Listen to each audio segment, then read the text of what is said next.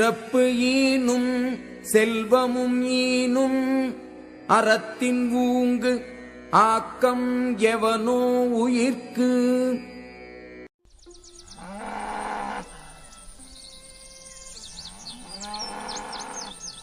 ஒரு அழகிய கிராமத்தில் 2 சிறுவர்கள் குறிநடையாக பள்ளிக்கு சென்று கொண்டிருந்தனர்.